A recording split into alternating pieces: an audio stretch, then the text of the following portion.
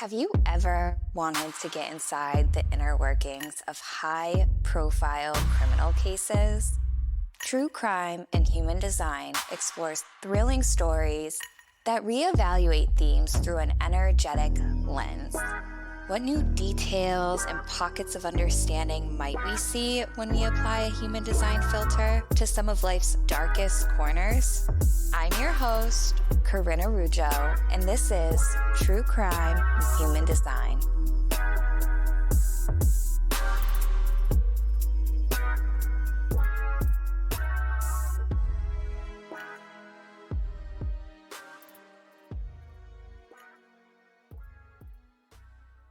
Hello, loves. I am literally jumping with enthusiasm. So excited. So, we're going to get right to it. I have a very special guest. I actually met Rachel Earl because of this podcast launch. She slid into my DMs and it's just been magic ever since. And yeah, Rachel, take the stage. I would love to hear about you. I'm Rachel Earl. I am a 2/4 emotional MG, angle cross of Eden. I have 7 channels, a lot of energy going on. I'm 5 and 4 as far as my definition. But yeah, I'm really excited to be here. I am so grateful that you asked me to come on because honestly, I am a fan. True crime has always been of interest to me. After high school, when I was looking into going into secondary education, I was torn between 2 programs, whether I went in an animal science direction or if I went into a forensics direction. And I ended up going into animal science instead, but it's always been in the background. When I first came to human design, one of the ways that I taught myself the system was looking at charts of high profile serial killers and just some of these extreme examples of behavior. And human design giving us that neutral lens to look at things through and see how this energy manifests itself when it is give this very dysfunctional conditioning. Corinne, you're bringing so much to light as far as the systems of power in place and how that affects that conditioning as well. And I just love your perspective on it. And yeah, I think we're going to have a really interesting conversation today. Oh, yay. Thank you so much. I find it so interesting too, like your background and how it just aligns up so much. I have literal goosebumps. And it's so interesting that you were choosing between animal science and forensics. And people might be like, how do you go from one to that? But there's that man, Jen. There's also like that two line in you too of just being this innate genius, having this wisdom and this knowing and applying it still. Even though you went into animal science, it doesn't mean you don't have this wisdom and knowledge and insight. And so you were still like exploring that, which is just so fun. So fun. Today, we are discussing Ed Kemper. Just a quick rundown of the basics. He was born on December 18th, 1948, in Burbank, California. He's a 5-2 sacral manifesting generator with a completely open emotional center. The emotion center is shining. His incarnation cross is the left angle cross of education too. So his conscious sun is 11, his conscious earth is 12, his unconscious sun is 46, and his unconscious earth is 25. Of course, we're going to get into all that stuff. So there's really the basics. Kemper has such an interesting story in that he was so transparent about what he did. And there's numerous areas about why I see that coming up. Let's look at that 2644 right there. He knows how to communicate messages to people in a way that they want to hear it, in a way that they're going to hear it. So that in itself, I actually did research on him in grad school, and I did a crime script analysis, and I did with his grandparents and then post grandparents, because the two seem really different, but the motivation still exists. The motivation is really the abuse, the trauma that he suffered from his mom, and just completely projecting it outwards and not knowing how to cope. He was institutionalized as well. He killed his grandparents, and at 15, he called his mom, told her, and turned himself in, or and ended up being hospitalized, institutionalized in a juvenile detention center. So this was in what, 1960s he was institutionalized. Yeah. The programs that exist now are disgusting, and they don't service individuals in a manner that's appropriate and that's going to actually be rehabilitating. There's clearly a ton of trauma. This was a 1960s, so imagine what that hospitalization looked like. He was literally caged up as a 15-year-old, Yeah, and he and was slapped with a diagnosis of a paranoid schizophrenic. which then they were like, "He's not a paranoid schizophrenic at all." Going more into his history too, and Rachel, chime on in whenever. There was that dysfunctional relationship between his parents, and they split. He wanted to live with dad. Mom would accuse him of reminding her of dad, and it seemed like mom had a lot of her own things as is. At 10 years old, he was locked in his basement, and he specifically noted there was a full floor between him and his mom and his sisters, because his mom was apparently afraid of him. So he had no light coming in from the basement. He wasn't allowed to get a nightlight because it would have cost money. The light that he did have were flames from the fire pit, and he said he would stare into that and really just see the pits of hell. And at points, he would just see him being like, "Okay, I will basically bow down to the pits of hell. You're coming to suck my soul. The devil's coming to suck my soul." He's 10 years old, there's no light, you're completely isolated. That's so dehumanizing, it's animalistic. In addition, he would play games with his sisters where they were pretending to do executions. He would fake the death, or they would fake the death. So that right there, 10 years old, you're isolated, you're dehumanized, you're locked in a basement with no light, and you're in this theme of death. You're literally playing up this theme of death, which means you're decreasing the significance of it. For him, death was just a thing in that moment, right? It's like normalizing it for him. Yeah, and Crazy. also he has that channel 214, and the 214 is deeply related to the Bardo process. Mm. So, for anyone that's not familiar with Bardo, it's that transition after death where the design crystal drops down from the ajna and travels through the individual channels, and the design crystal meets up with the magnetic monopole in the G, and then drops down through the 214 and the 360 to return to the earth plane. And so there's a big theme of death and dying with the 214. And so I find that an interesting correlation between these death games and his fascination with death. Oh my gosh, I love that perspective so much. And then to the 11 in that undefined ajna, besides the 11, which is his life's work, that shadow is that obscurity.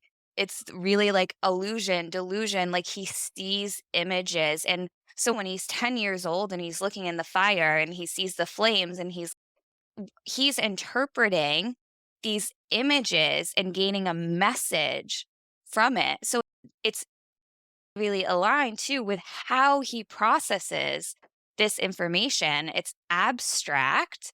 Again, the shadow for 11 is obscurity, and the gift is idealism, the highest essence. So the city is light.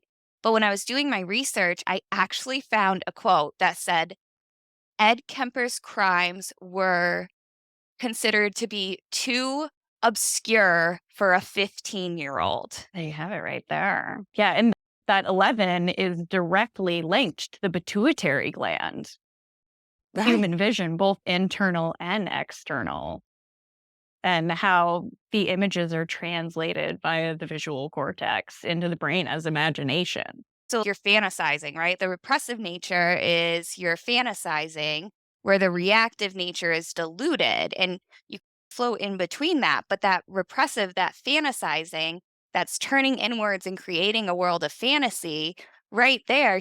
You can hear it in the way that he describes things. He specifically mentioned that there was these were his words, an awful raging feeling consuming inside of him that was a fantastical passion.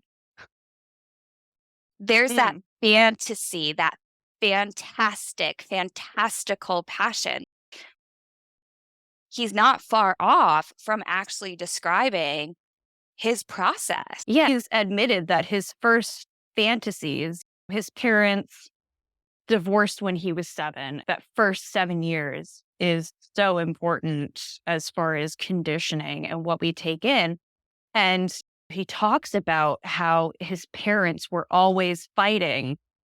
He said, quote, there was much violence, hatred, yelling, and screaming. And he has said that his first fantasy was that, quote, his mother and father would be loving together and caring for their children.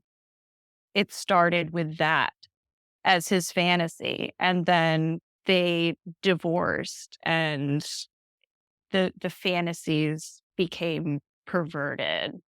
Because also he's 10 years old. So the 1 through 7 would be the SQ, which is in 7.2.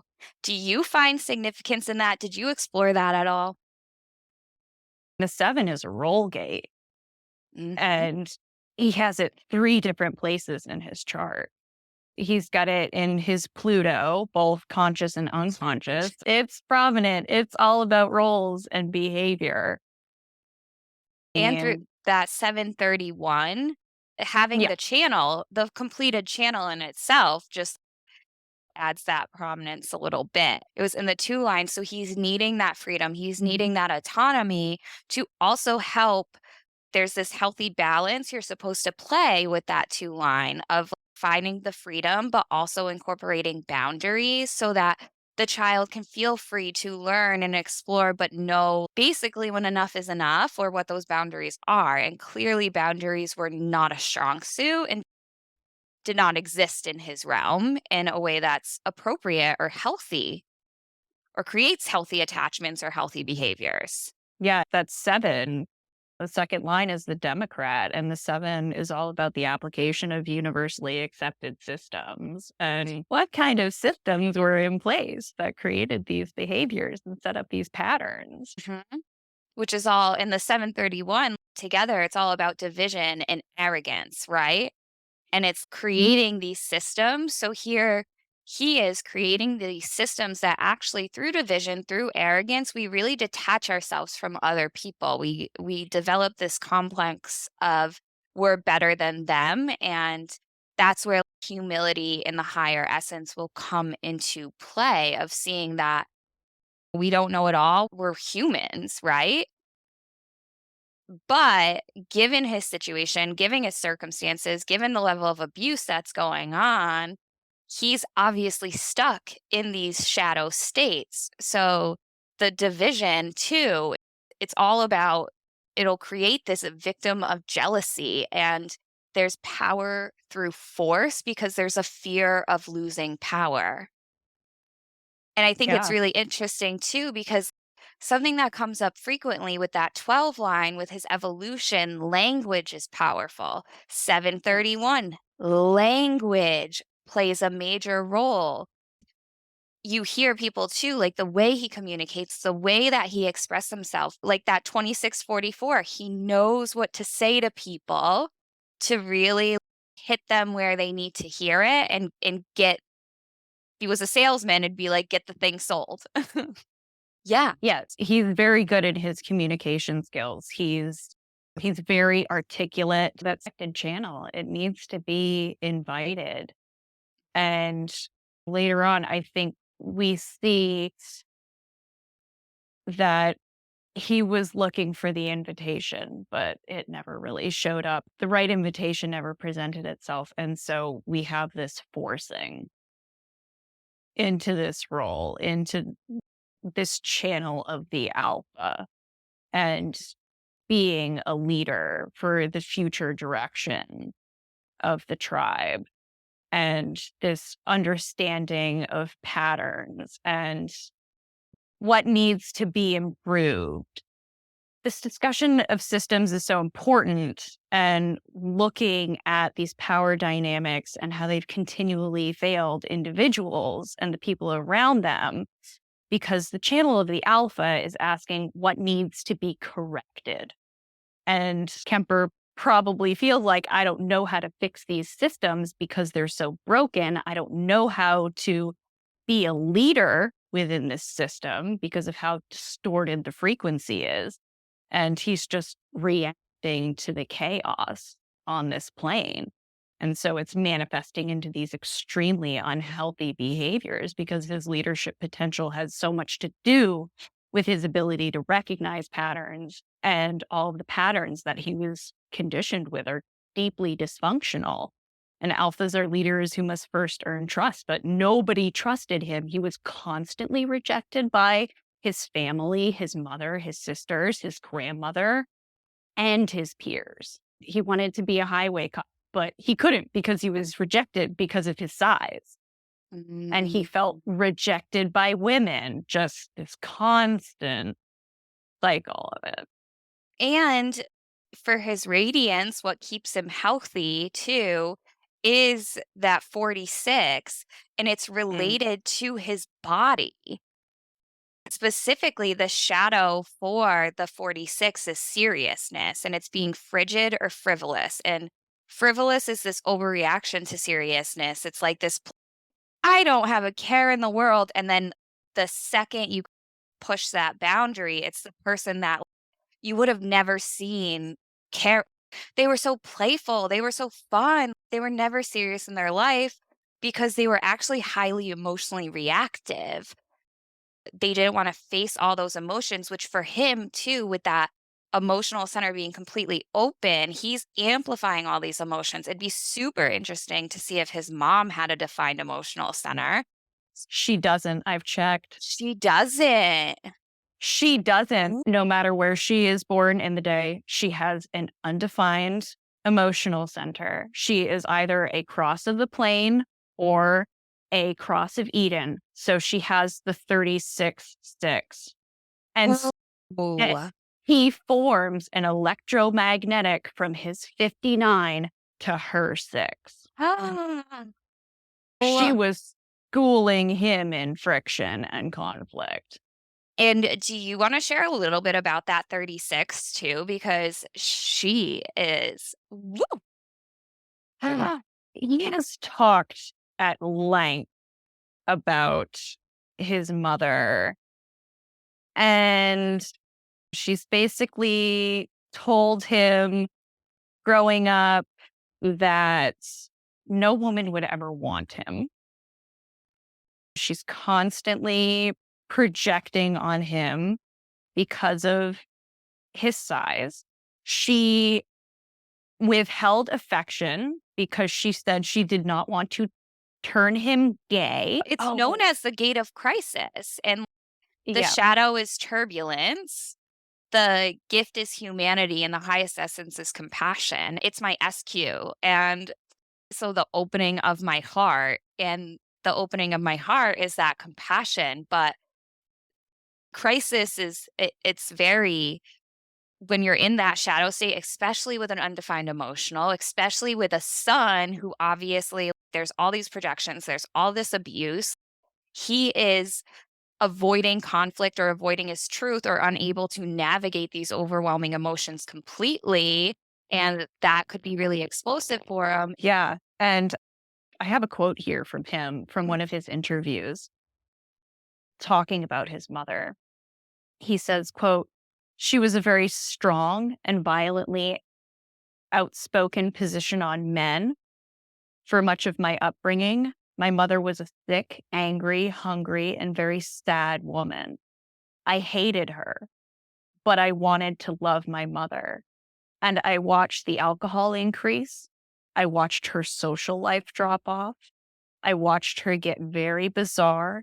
She had terrible pain from her life, her early life, her upbringing, a failed marriage with my father, and I'm a constant reminder of that failure." because she said too, she was afraid of him. Yeah, Apparently, there's a quote that she was afraid of him. And I'm like, how much of that is a distorted perception too, because of whatever her experience is? And clearly that his size comes into play. But yeah, he really was that reminder for her. And he knew that he had that awareness that he was a reminder of all of that for her. She was really actually just scared of facing herself. So she would hide him away so she wouldn't have to face herself.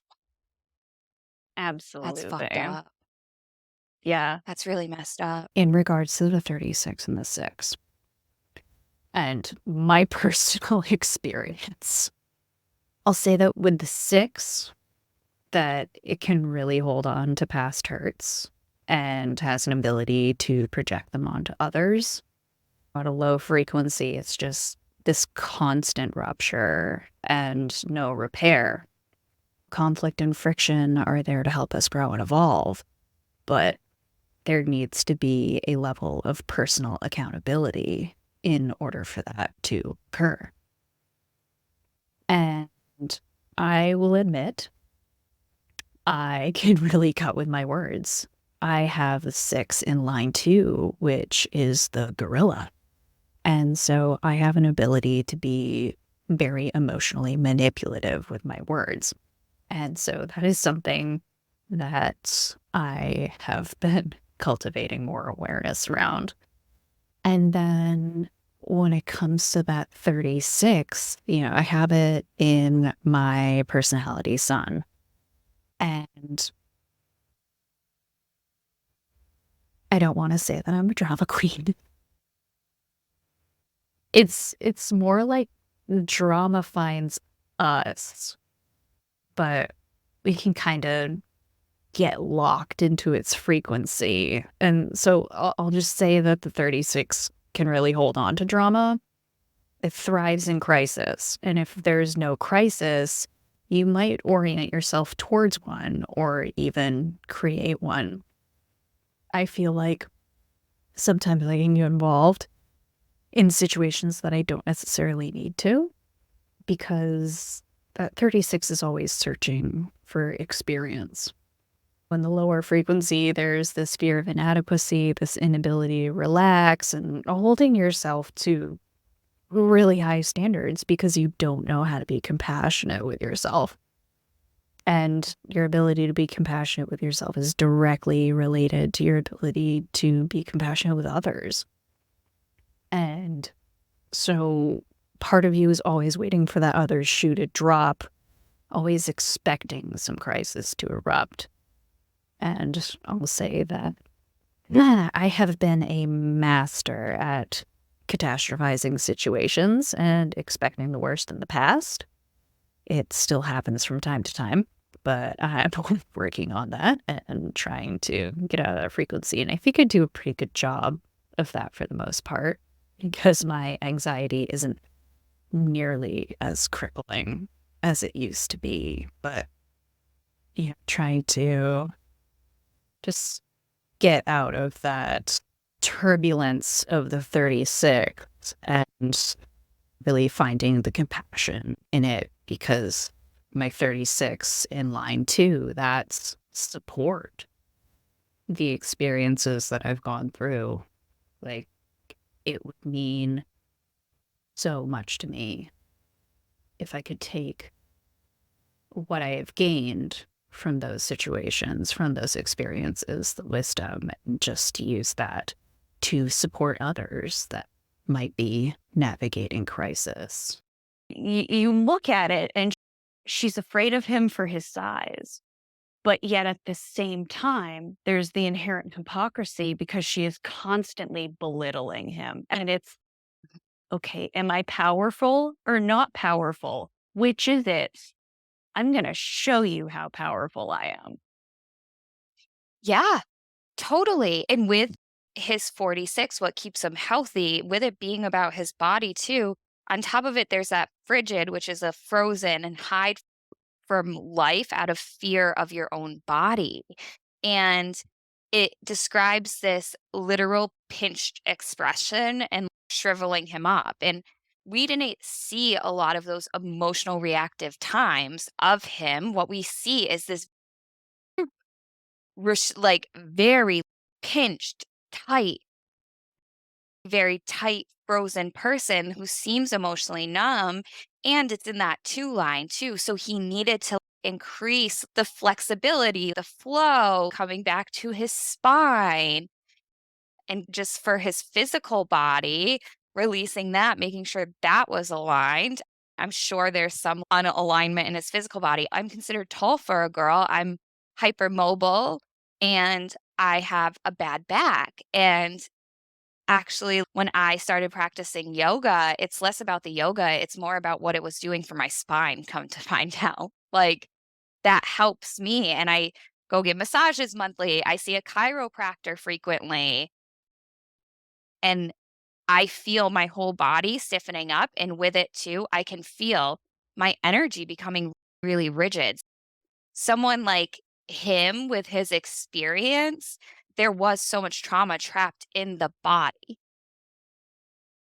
And he has that straight shot up. He has that sacral and it goes straight up to the G and then it goes up to the throat. So his spine is really prominent. And then if you look at the nervous system, the vagus nerve, the gut to the brain, that's prominent. So I'm like, if he's off kilter even a little bit, that could also impact these energetic themes of how they're coming through and his ability to regulate himself. I love that perspective. Yeah, that makes total sense. For him, so with that 214, the 14 is his IQ. This is during 15 to 21, and this is worthiness of love, like feeling unworthy of love coming through. It really comes out when he's stressed out, and his is in the 14.5. The 14, the shadow is compromise, the gift is confidence, and the city is bounteousness. I have 14 in my evolution in the 6th line, and the 14 rocks me so hard daily. It's a very intense energy, and that's in my evolution. Here, we're talking about his IQ during the 15 to 21. This is his wounded mind. This is what's holding him back. This is the wounded teenager. So just even coming back to being able to reflect on how this has shown up for me, it's what led me into I had my Saturn return. And during my Saturn return in 2021, in October of 2021, I quit my job. And the trauma that was pouring through me that I knew I needed to face was accepting support and that I'm not compromising myself by accepting the support. It's the only way that I continue. I need to do it to be me. And there is this fear of not being confident. Like, confident was such a prominent word for me personally growing up. It's being told that I lacked common sense is drilled into my mind.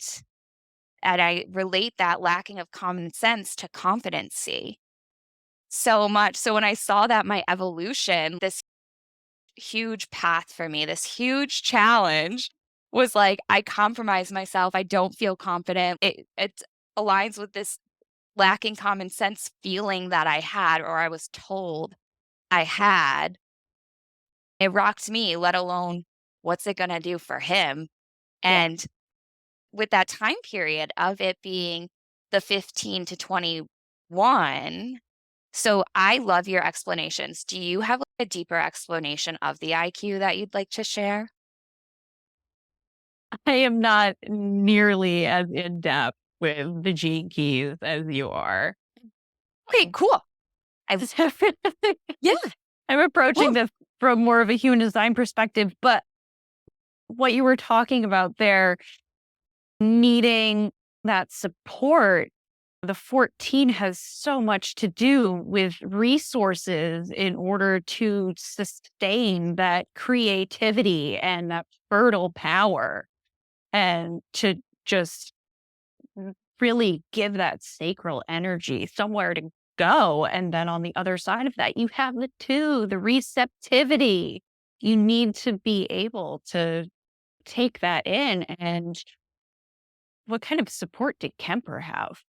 Like, And during 15 to 21, again, he was institutionalized. So he was yeah, caged up with the system as it is, and let alone then. Something that we were actively working on in campus was being realistic with the situations, with kids, with development, because the system isn't realistic with development. 15 to 21, these are really crucial and vulnerable time periods. This is the time where he's supposed to be out socializing. He's yes, supposed to be out exploring his identity, and then he has it and his sexuality and his hormones and his sexual interests and intimacy. And he has the 59, he has the 27. The 59 is the intimacy, the 27 is caring and nurturing. and his environment is kitchens. Yeah. It's all about collaboration and mixing with other people, and he's locked away. He's locked away in the 14 specifically. So this got me. I was literally writing and I was watching one of his interviews. And at the same time, I was, let's visit 14 because I love visiting the 14 right now. And at the same time that I wrote down 14.5, I just read right before it and just updated myself with the shadow being compromised. The repressive nature is impotent and it's dominated by fear. You feel powerless to escape. The reactive is enslaved. As I was going to write the 14 down, with the repressive being impotent, he came on the screen and said, my frustration, my inability to communicate socially, sexually, I wasn't impotent, but emotionally, I was impotent. And he was talking about coming out of being so the word right there, that's how significant. He was impotent in that he didn't know how to talk to people. He didn't know how to talk to girls. He didn't know how to pick up girls and just explore that natural development process. And here he was like, I wasn't impotent because it's been only a sexual nature, but actually I am impotent emotionally. And it's, yeah, totally. One, there's that 14, there's it coming up and in the shadow state, and you're institutionalized. You don't socialize. And like I said, like we were trying to make this very realistic for kids, for teens, like not having a phone. Of course, these are high risk youth we're working with, but we also can't blind them. We can't shield them. That's the toughest part of the system is how do we not the toughest part, but that was a lot of the work that we were doing is how do we not blind them? How do we practice safety because we're the ones trained to blow out the fires, right? And support them through it. So why do we not? That was one of my arguments. If they're here, why don't we just work on the things? Yeah. Might be a longer shift, we might be here until 1 AM, whatever, like these people still need to develop in order to be functioning members of society. And Kemper was stripped of that, didn't have that opportunity. No. And with that completely open emotional center, so you can be either really that drama queen, really soaking in all of the emotions and amplifying them back and feeling all the feels, or there's the other side of it where people come across cold. Someone was talking about how he just had this complete lack of remorse or empathy. He's so cold. And I'm like, one, there's a ton of trauma that has gone into developing these coping mechanisms to not feel the pain because the pain is too excruciating. So our body shuts it off. And then with that undefined emotional center, from what we saw, he lacks remorse and empathy. But then when he would argue with his mom, there's that emotional reaction coming out and the inability to really cope with that. But when he ever said, I, I wasn't impotent, but emotionally I was impotent, I'm like, Yeah, that no, I had that one written down too because when you said impotent, I was like, I have a quote. And then you had that one. Yeah, I was scared to death of failing in male female relationships. I knew absolutely nothing about that whole area. and again, this is my evolution. I work on this. I have to be really intentional and conscious of it daily. My experiences have made this 14 really prominent and it's a really strong energy. On the other end, it's that bounteousness. Mm. It's very powerful, which it's that sacral energy sending up to the identity. But for me personally, I'm in a healthy spot and I've had resiliency factors which have supported me to get here. However, with my wife, part of my Saturn return when this evolution was happening and really challenging me, and like I had to move through it and just come out the other end, I was afraid to ask her for money to go get my prescriptions. It just shuts you down so much, and here I am in a healthy relationship. So here's Mm. his wounded teenage mind with it being the 14, this need to compromise yourself, this inability to ask for help, but having the power to do the things right there, especially with that 2 and to that throat. He had the capacity to do it, but you need the support of other people. Yeah. And for him, I would venture to guess that that was already a tricky situation with his relationship with his mother, but also because his mother was having to go out and work to support him and his sisters because his father said that he wasn't financially able to do that. He couldn't provide because he'd gone off and started another family. And so he's watching his mother work day in and day out to provide for them. And then she's self medicating with alcohol at night. And she has all this resentment towards him and the failed relationship with his father. And then later on, Kemper can't hold a job down. It's such a key component of his chart.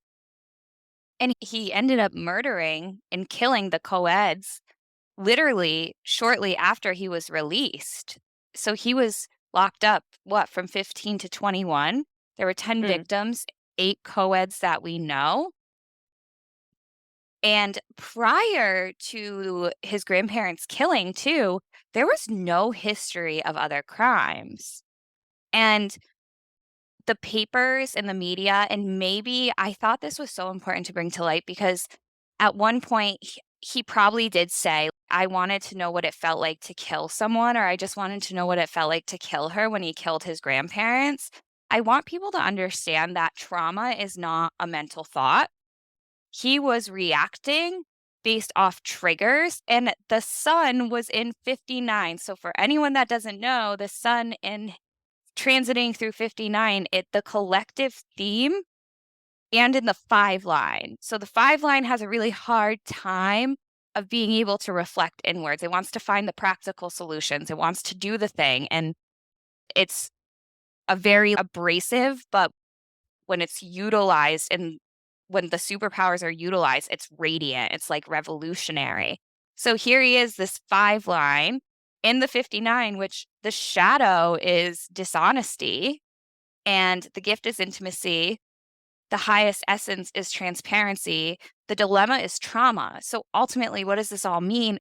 And the conscious earth was 55, which is like that crazy emotional feel the feels. So I have this in my unconscious earth and unconscious sun, and it's you really have to like accept and embrace the shit, or else I'm going to be on a path of destruction constantly. So this theme that was transiting on top of his shit and his trauma and his grandma, who from reports was very similar to mom, presented similar to mom, tone of voice similar to mom.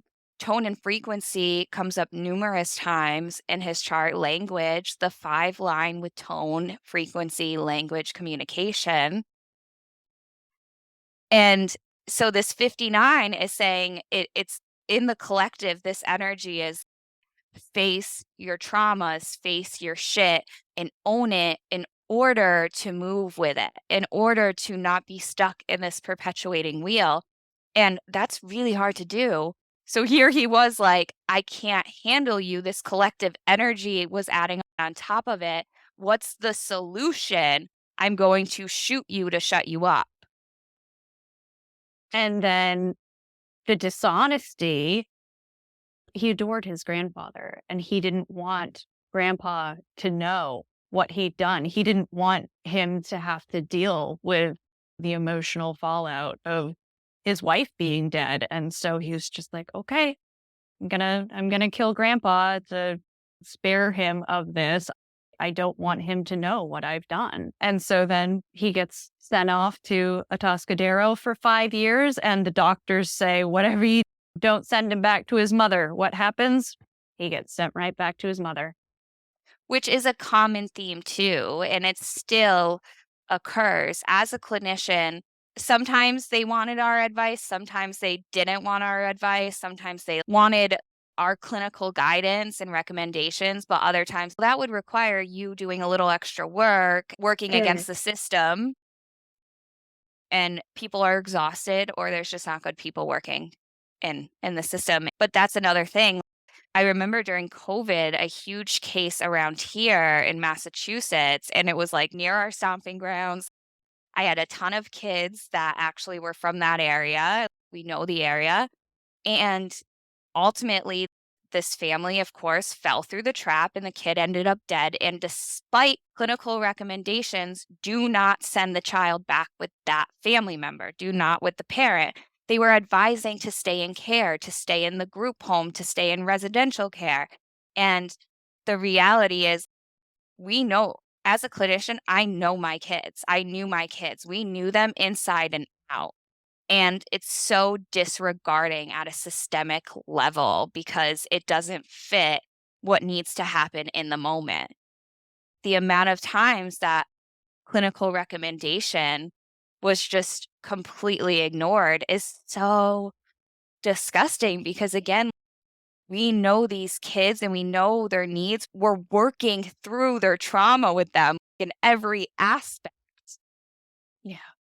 And then you just send them out and What did we even do this for?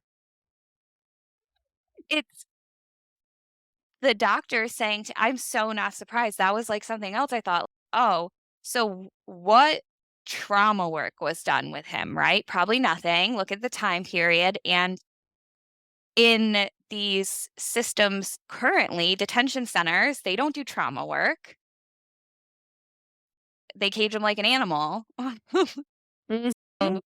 You the trauma still exists. They're older and they like it's just So you And just they haven't been able to socialize for the past 5 years. yeah, like, how are they reintegrating into society? Yeah. Yeah. Look at what happened after. And So, the co-eds there too, where his mom worked on the campus with the co-eds, so this really was and he says they were the girls that his mom said he could never have.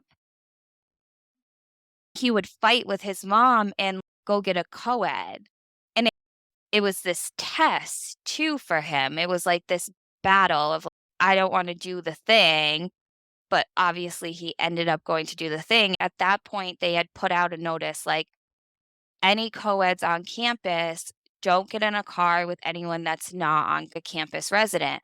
He had a sticker on his car because his mom worked at the campus. So people looked at him as that much less threatening, and when girls were concerned, he said he played up this businessman role, which is the 2644. Mhm. And they were able to trust him. Yeah, because he was like, "Oh, how long is this gonna take?" Yeah. The reality is, he with that 14 and the 1521, he did feel impotent. He did feel enslaved. He didn't feel competent. He was compromised in every situation. And part of that does deal with sexually, the theme sexually and emotionally, and just connecting with people. Here he is, all he's ever known is this abuse, being locked up for the majority of his life because he was locked in a basement, not knowing how to engage with girls, puberty, and the biggest development of his sexuality. And in exploring it, he was locked up in a cage and he comes out and he's, I don't even know how to talk to you. Yeah, because that 59 is in the line 1, that's the caveman line. Ra talks about this as these pictures of the caveman, sees a beautiful woman, takes out the club and racks her on the back of the head, grabs her by the hair, and takes her back to his cave because he doesn't know how to navigate that. So it's this taking by force. He also mentioned, I thought it was interesting with that 59-1 because he'd bury the bodies and he'd bring the heads home, sleeping with them, talking to them. There was one interview where he was talking. He said, I see old paintings and drawings of Viking heroes talking to severed heads and taking them to parties, old enemies in leather bags, part of our heritage. What? Yeah. Also, thank you for bringing that because the last words that his mom said to him were something along the lines of, "What, do you wanna go upstairs and talk about it all night?" Yeah. And I find that really interesting as well because his mother had the 3313. Ooh. That those were her last words to him. That, "Oh, you're gonna wanna stay up and talk all night, aren't you?" Wow. Yeah, and then so he's actually would stay up and talk to the heads. Mhm. And he did say, "I wish I did. I wish we did stay up and talk all night." Yeah. No, he expressed that remorse, but yeah, but talking about the sexual nature of his crimes and the hedge, he said, I was doing things in an attempt to make things fit together inside. I was doing sexual probings and things in the sense of striking out and reaching out and pulling to me. Like that so speaks to that caveman line, but appalled at the sense that it wasn't working and that this isn't the way that it's supposed to be. This isn't the way that I want it. Mm. So yeah, he was emotionally impotent. He didn't know how to navigate these sexual feelings and relationship dynamics because the only relationship dynamics that he knew were so deeply dysfunctional. Even just with his sisters, them playing the electric chair, everything was so violent and stripping away of a human soul, which is ultimately death. On top of it, the animalistic nature that happened is insane. And when you say the reaching out, I recently have watched the octopus shows on Hulu. They released the octopus, which and the male octopus reaches out and does the thing and drops the stuff and goes away. Mhm. So this is a very animalistic, and what do we expect when you dehumanize a person? Like none of their Absolutely. experience, none of his experience has actually been one healthy, but he's never been given a childhood experience and never been able to explore those different developmental stages and really find out who he is. And then even with the murders, the way he did it, he wanted them to shut up. He wanted his mom to shut up. What do you do? He was dehumanized. I'm going to dehumanize the victims. I'm going to dehumanize the mom. He took out the mom's throat after she was dead, shoved it down the sink drain because he just wanted her to shut up. Yeah. On top of being like impotent and enslaved in that compromise, it was doing so with a practical mind and it was very defensive. And this is directly related to being overly intellectual, Hmm. which he helped out too. On top of this was a common theme coming through from him was had a high IQ. He was intellectual and ages 15 to 21 when he was hospitalized, he would help the guards. He helped with day-to-day tasks. His Yeah. intellect was recognized. He's a left angle cross of education. And then even after that, he's done work for the Blind Project, to the volunteers of Vacaville. While he's been in Vacaville, he's been managing the whole program where they fix braille machines, and Kemper has done a ton of audio recordings of books. And even for blind students who are pursuing their degrees, there was one interview where he was talking about the program, and he was talking about how some of his favorite stories that he read were actually children's stories because he didn't get those in childhood. He loved reading Charlotte's Web because it's 25 and the because motivation of innocence. it's a children's story, and it also has so much depth and something to give an adult. But then he also said how it was really fulfilling dictating these textbooks for students going for their degrees and whatnot, and that he was learning all these things he wouldn't have otherwise been interested in.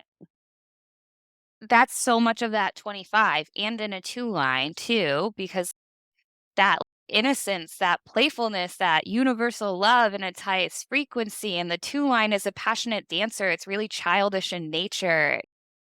And it has fun through just playing and fluid and flow and getting consumed by something because you're so excited is such a childlike theme. And then his motivation is innocence.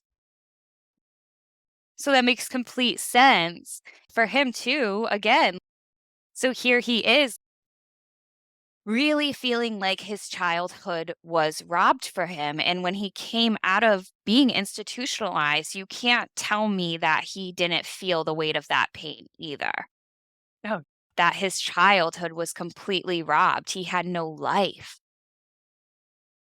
And probably when he was engaging, because at first he just was testing, he said. He was testing the waters, and his initial reason for going and picking up co-heads was, like, trying to learn how to communicate with them. We also have his self node being in 28, the gate of the game player. And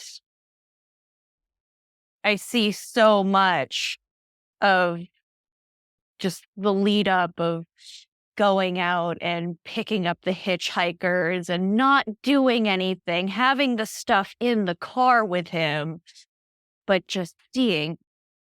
And his personality is in that second line, and that's shaking hands with the devil. And the second line only wants to win and doesn't care what the odds are. It has to win. If I don't win, and if I can't take a risk or a gamble, life isn't worth. This is someone who is very uncomfortable with themselves. There's this fear of whether life is really of value or not. Whoa. Yeah, because in the line companion, it says, if I win, life will be great. Then they discover that they have sold their soul to the devil. Oh, I just got Yeah.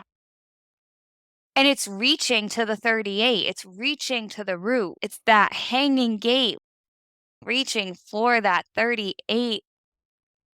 Yeah. And he's got that 28 on both sides in his self note, but the Uh, personality is in the line too.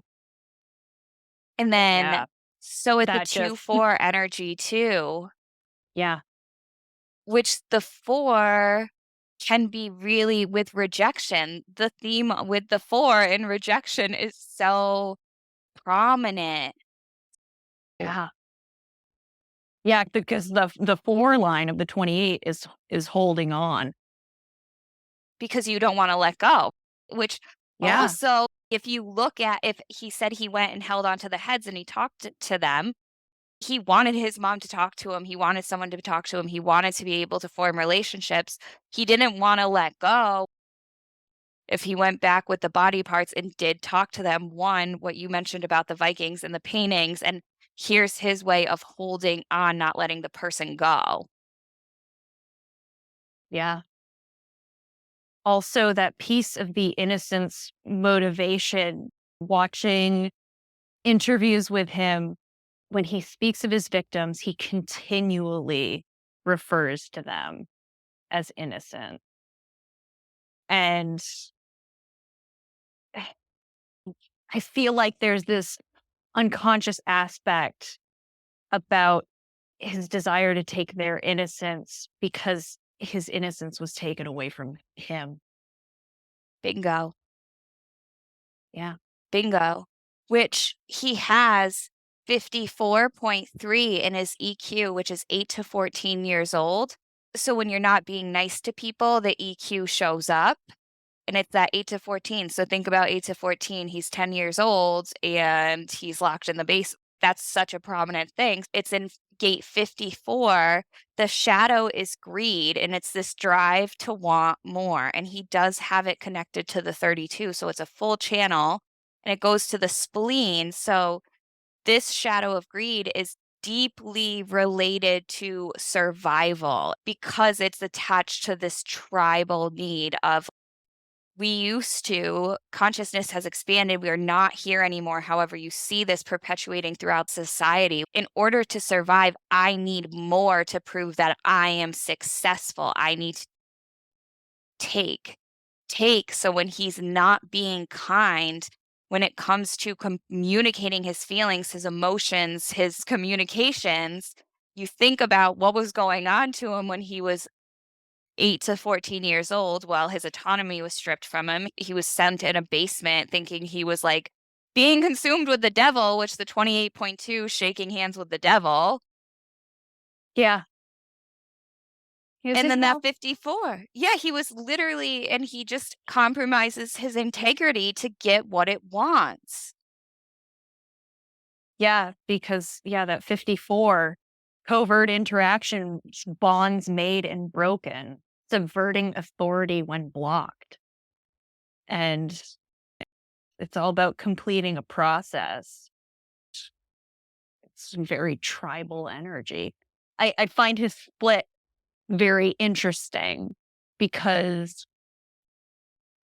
you have the root pressure from the 54 going to the 32 in the spleen, this very primal awareness center, our lizard brain.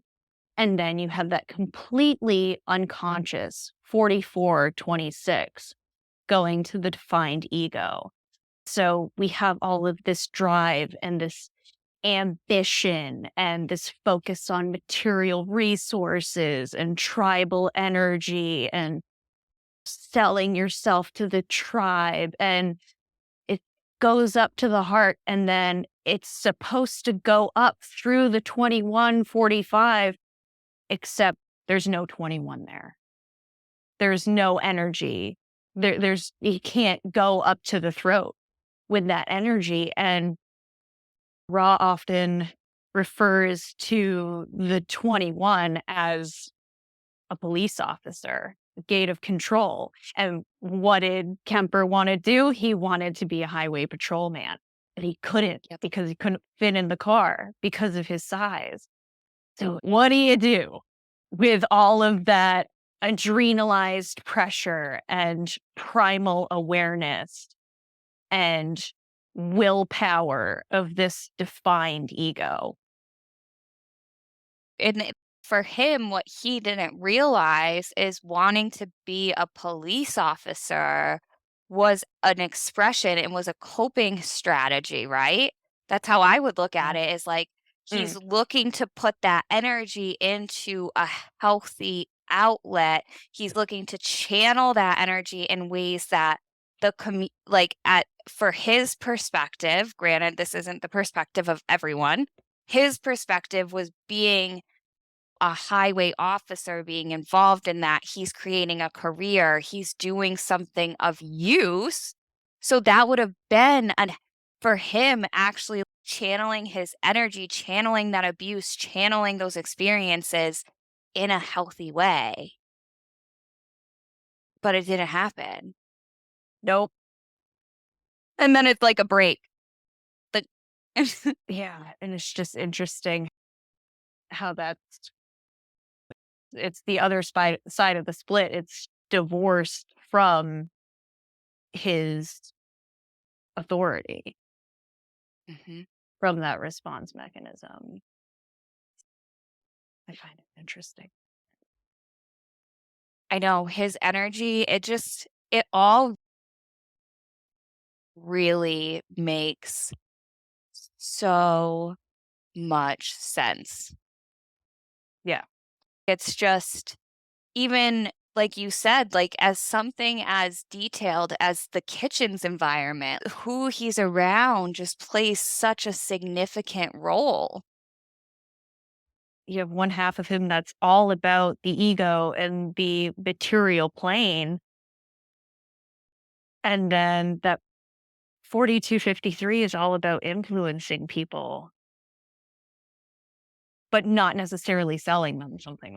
That's the 2145's job. But all this tribal energy around values, and the 4253 wants to work hard and use that fuel in a healthy way to transform.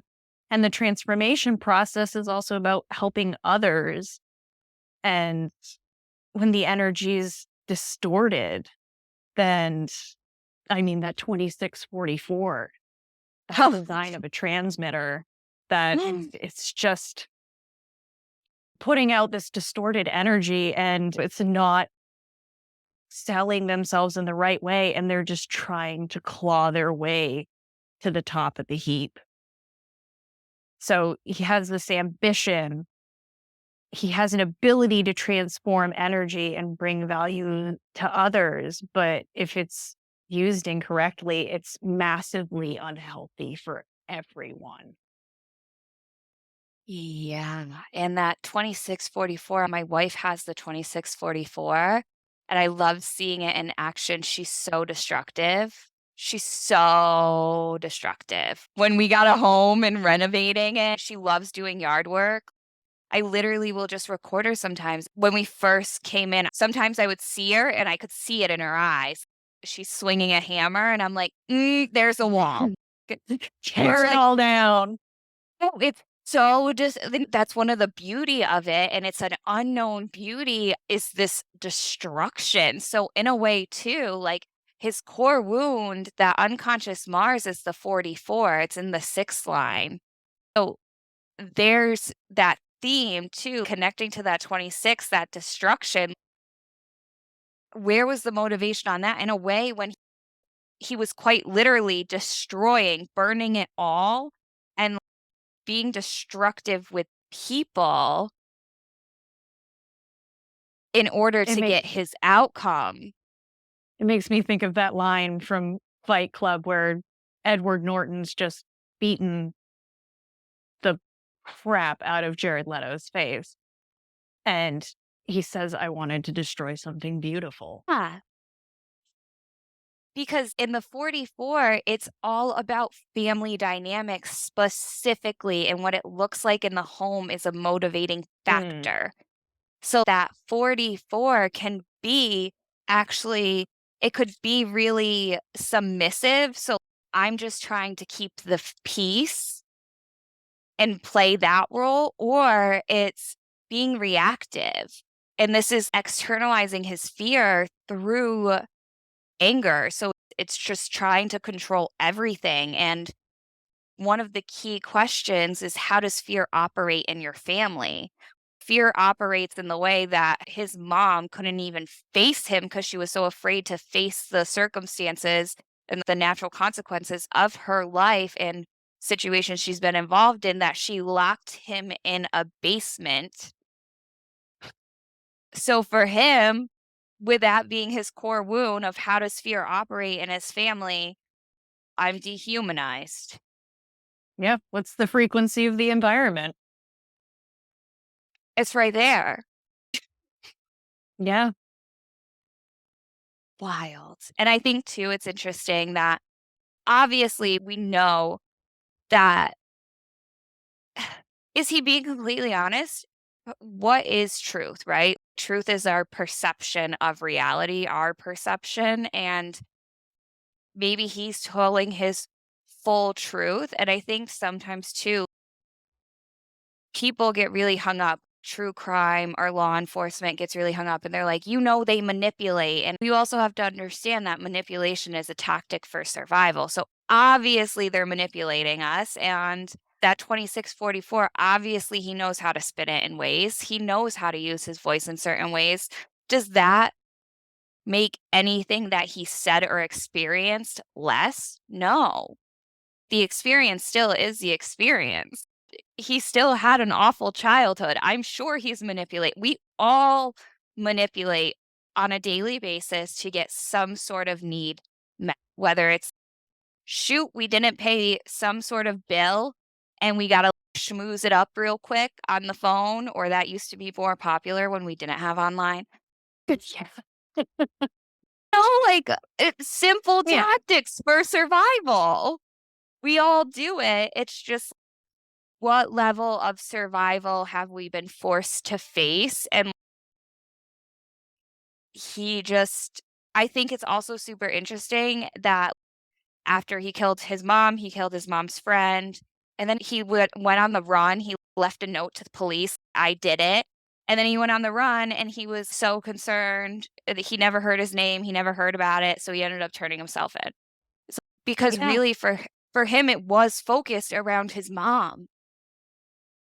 Because he wanted it to end, but he said that the only way that it was going to end was with her. He was engaged and he was terrified. He probably couldn't deal with the thought of what would happen if this young woman that he was engaged to found out about what he'd done, just like with his grandfather. Oh no, grandpa's going to find out what I did. This girl's going to find out what I did. This has to end. That part about manipulation. and whether or not, how much of a degree of truth are we getting from him? The FBI profiler Douglas, he always talked about how he really enjoyed interviewing Kemper because he was just a charismatic individual, very intelligent, very well spoken, easy to talk to. And he definitely manipulated his victims. What was it? Aiko Koo. At one point, Kemper got locked outside of his car when she was in it. And Yeah. he convinced her to unlock it and let him back in. Wild. Absolutely wild. There's very much a part of you that says, don't believe this guy. But I think what makes Kemper so interesting is how much he has changed Mm. since he killed his mother, since he's been out in the population. And, the work that he's done with the Blind Project and the Volunteers of Vacaville, because, for a while there after the trial, after he was first sentenced, he was put right in to solitary confinement and he became very suicidal. Yeah.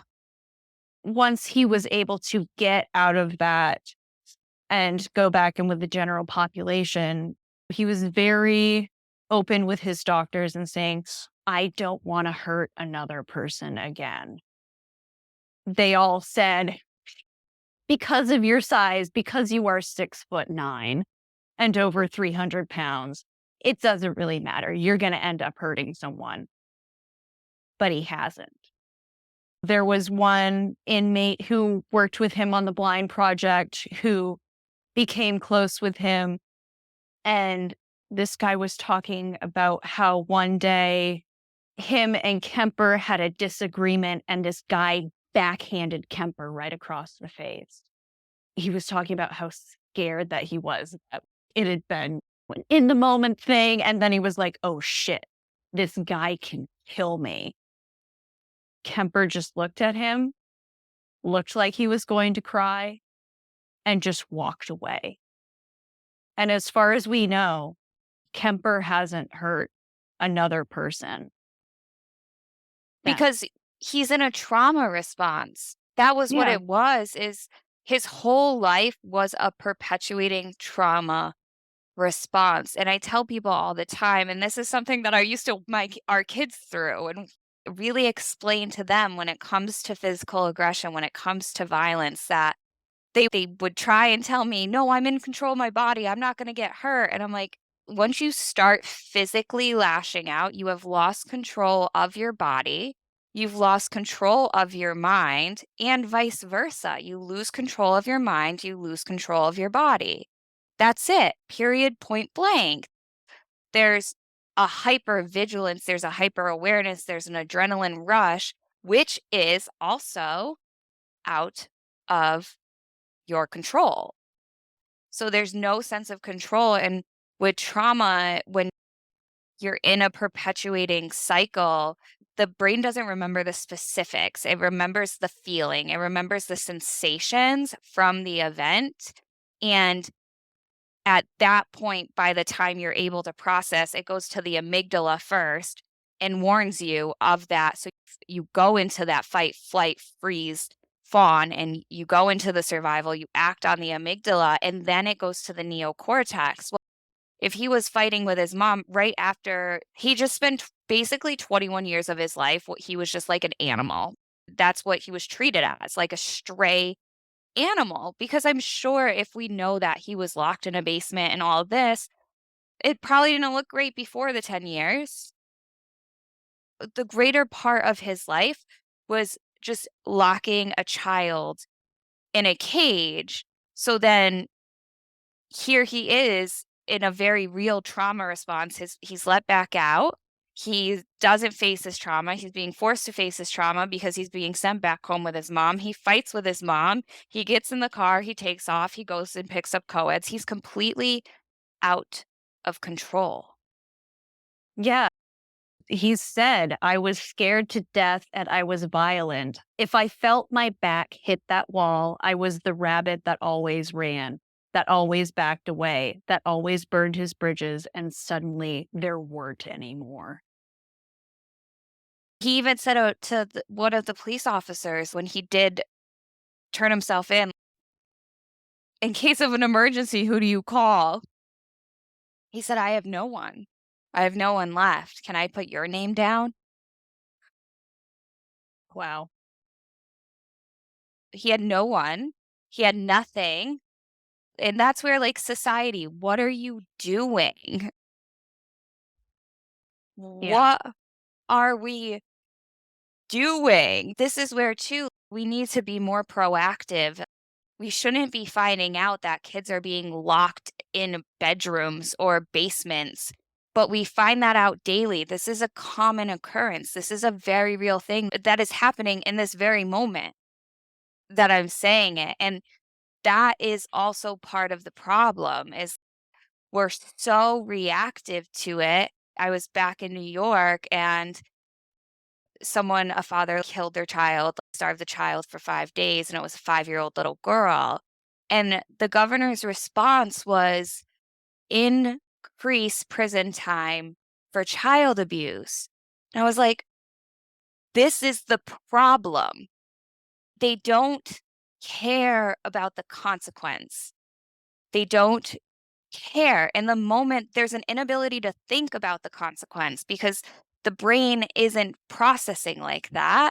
And by that point, the child's already dead. So, what is the Mm. intervention? So, why are we increasing prison time? Why aren't we instead? We need to get more respite. We need to get more professionals in the homes, in the fields.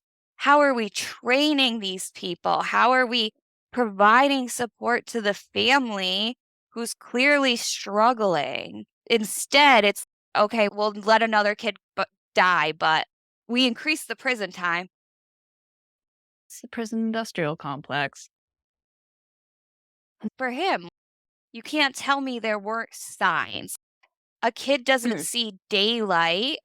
You can tell when a kid is malnourished. You can tell when a kid isn't getting their needs met. The color of their skin, just the pigment of their skin. But people aren't. They're either overworked, underpaid, and not trained in it, or they're overworked, underpaid, are trained, but they're overworked and underpaid. Yeah. With the systems, so much of Kemper's chart has to do with patterns. The channels that create his definition are very pattern centric. And think about the 70s. We have these women in his family who are deeply frustrated with established gender roles because in the 70s, women weren't allowed to have a bank account or a credit card without their husband.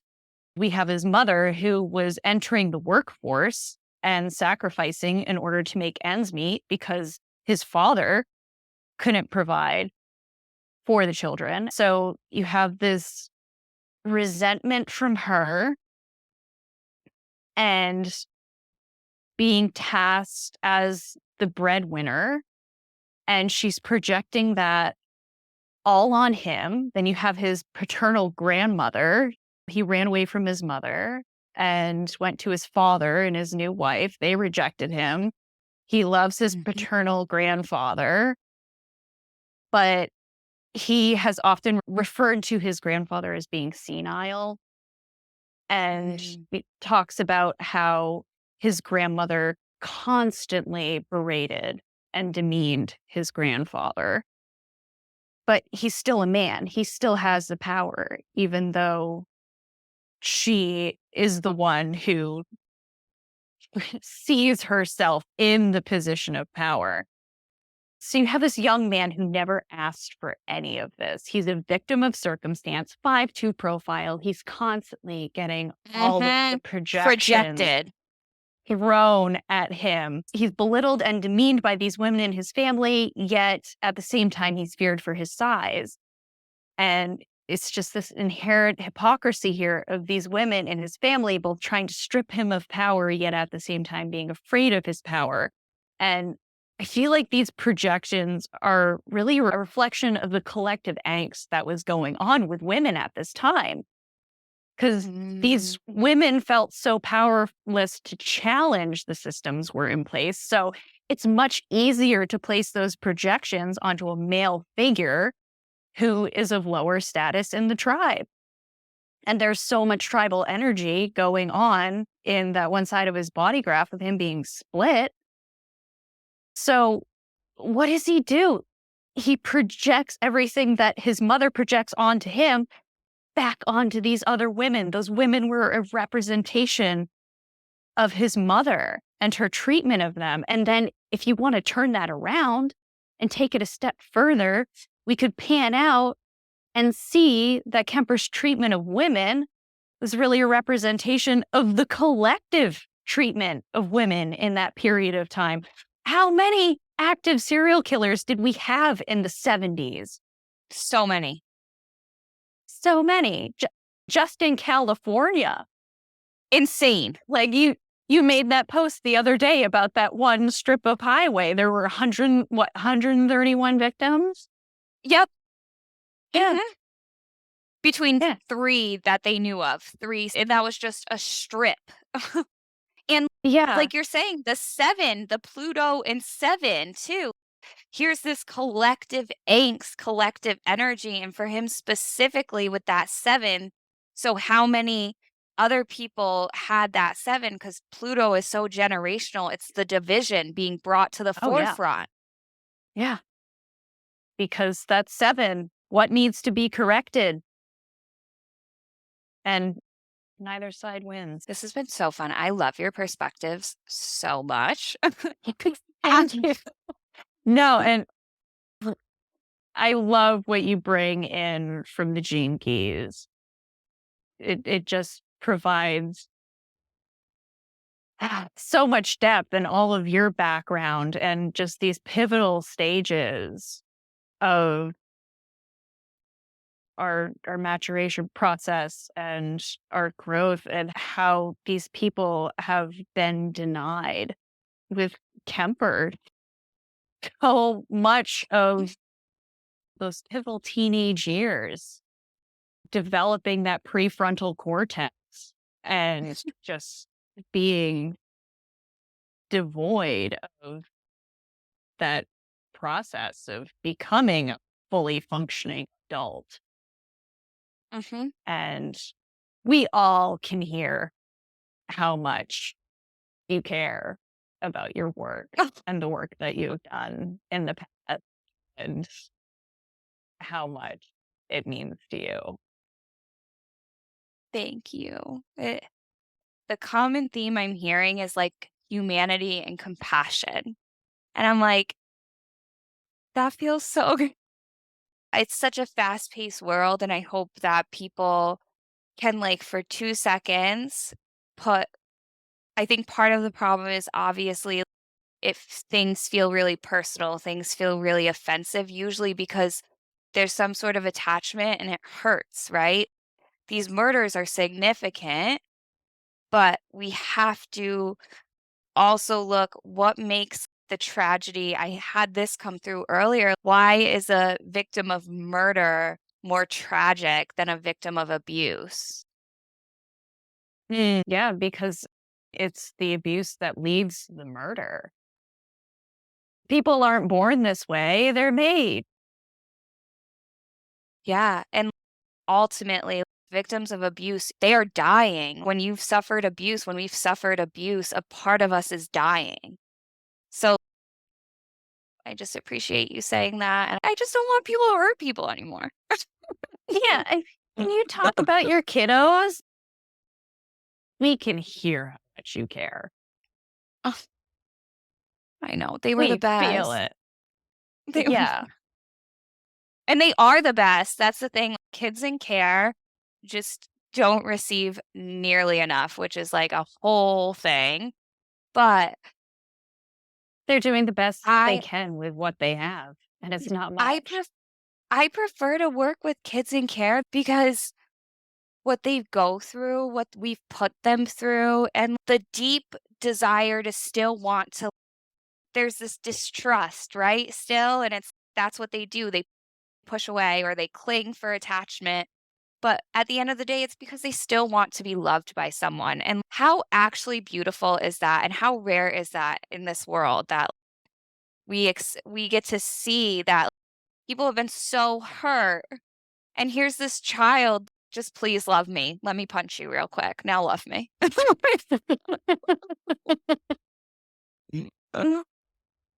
Oh, The indomitable resilience of the human spirit. I know. To wrap this up, if you want to be contacted, you can share your Instagram or whatever socials you want to share. If you don't, hey, we hung out and that's cool.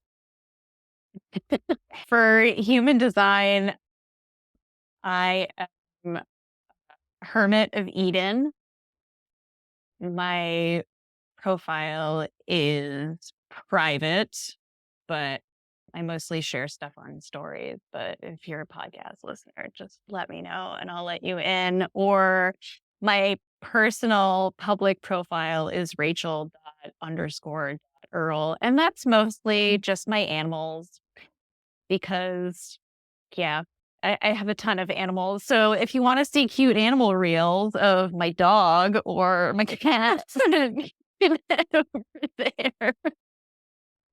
Since I went into animals instead of forensics. So you can see that part of my life. But yeah. Oh, thank you so much. This has been so lovely. I appreciate you so much for coming on. And I'm sure this probably isn't the last time that I'm going to have you on. Oh, gee. Well, no, this has been amazing. Thank you so much for inviting me on. Honestly, it was my pleasure.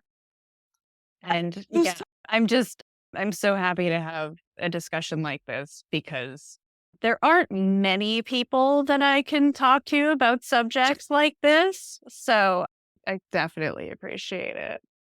If you've enjoyed this podcast, please subscribe, leave a review, share the love with your friends, with your neighbors, with your coworkers, with your community, and head on over to my social media or my website.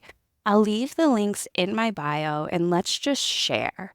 This is really about connecting and sharing awareness because that's what intimacy is at its highest level of consciousness. Thank you so much, and we'll chat soon.